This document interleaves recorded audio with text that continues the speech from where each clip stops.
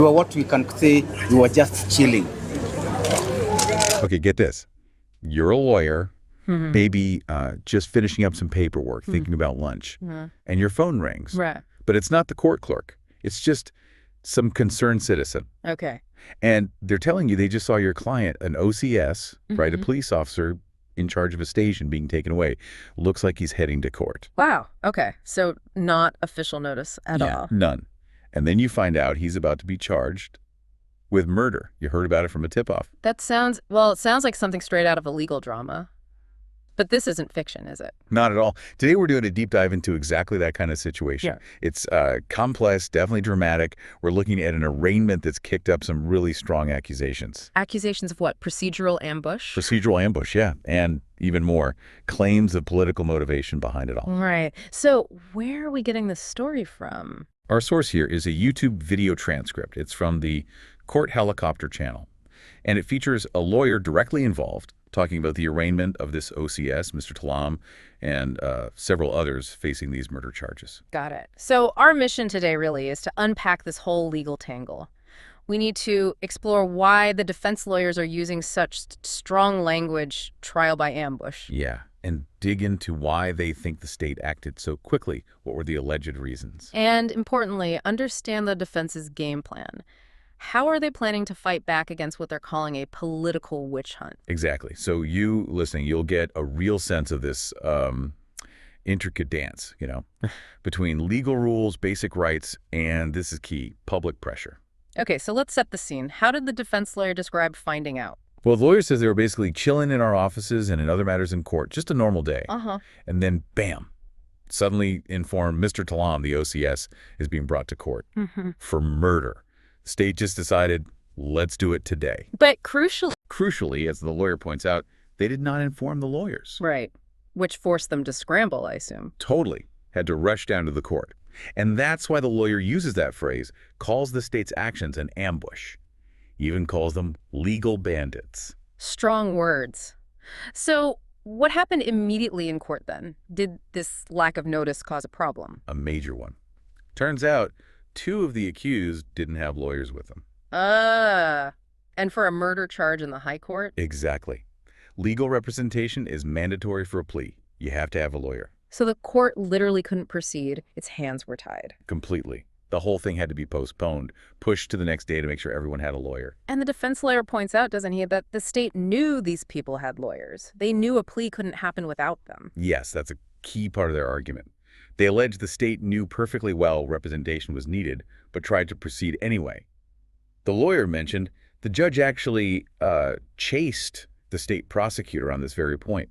Which the defense is likely framing as either incompetence or something more deliberate.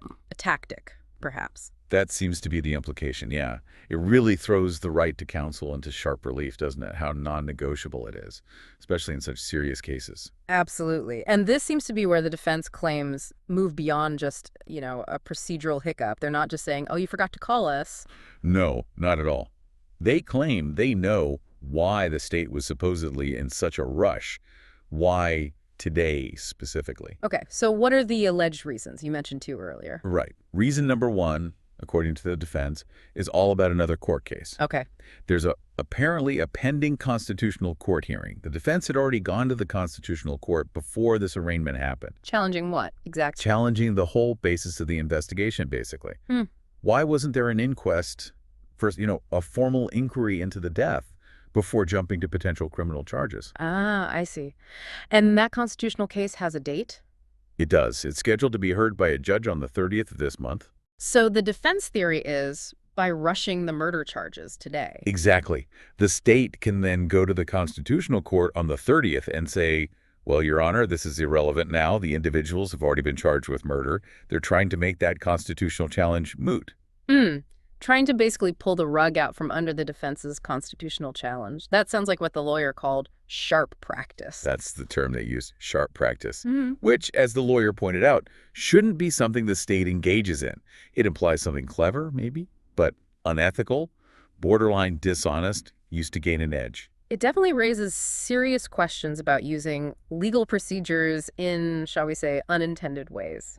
Okay, so that's alleged reason one. What's the second? The second reason the defense believes is much more about public perception, PR, essentially. How so? They connect it directly to planned demonstrations.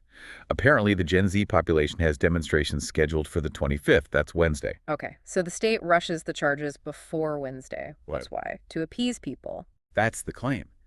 To show the public, and maybe specifically Gen Z, look, we're taking action. Don't worry, we've already charged 6 people. An attempt to maybe take the steam out of the planned protests. So a preemptive move to manage public opinion and potentially deter demonstrations by showing swift results, even if the procedure was allegedly flawed. Exactly. The defense lawyers were very clear. They won't let their clients be, quote, used for political reasons. They see this as being about optics, not due process. And they're planning concrete actions in court tomorrow, right? Not just complaining. Oh, yeah. They said they're filing serious applications tomorrow morning, even before any plea is taken. Like what kind of applications? So first, they're going to argue against these proceedings happening at the same time as the other related matters. They mentioned a specific case precedent. The Asha Yakundi case. That's the one, the Asha Yakundi case. What's the significance of that? Well, the Asha Yakundi case is apparently quite definitive on this. It involved a similar scenario. There was a related miscellaneous matter ongoing in a lower court. Okay. But the accused was still, as the lawyer put it, dragged to take a plea for murder in the high court. A panel of 5 judges in that Asha Yakundi case ruled very clearly. You can't run concurrent proceedings like that. So the lower court matter has to be finished first. Yes, the ruling was that the miscellaneous application needs to be concluded with everyone present before you proceed with the main charge in the higher court. It's a direct precedent against what the state is allegedly trying to do here. So they'll use that precedent. What else? They'll also formally ask the high court to take notice of that pending constitutional matter, the one coming up on the 30th. They want it on the record. So the message seems pretty clear. Very. The lawyer said the defense never rests. They're labeling the specific charge against the OCS as a witch hunt, even a political witch hunt. They maintain he's got nothing to do with it. And they made that point about the law needing to, cut both ways. Yeah. Law must be seen to cut both ways, meaning, the rules apply to everyone, including the state. Procedure matters, fairness matters. It's a really strong defensive posture. They're basically saying the state needs to play strictly by the book. And any attempt to bend the rules for political expediency or public pressure will be fought tooth and nail.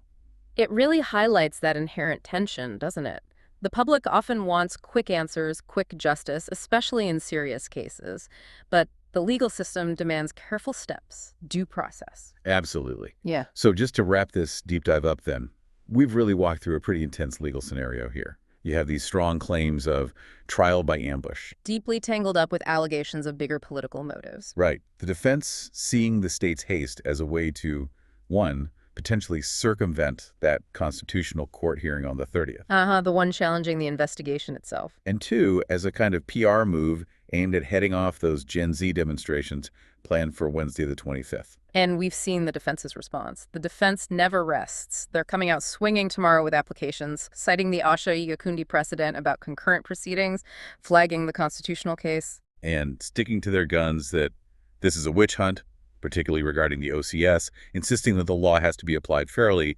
Procedure followed. It underscores just how vital legal procedure and the right to have a lawyer truly are, especially when things get heated, when there's immense public or maybe political pressure in the mix. Which leaves us, and you listening, with a pretty significant question to think about, doesn't it? Good. When does taking swift action, supposedly in the name of justice, actually serve the law? And when does it risk tipping over into what the lawyers here are calling sharp practice, actions that might actually undermine the very rights the system is supposed to protect? What does it really mean for justice to be done within the law, especially when all these outside pressures start swirling around? Something definitely worth mulling over. Working very hard to ensure that justice is done.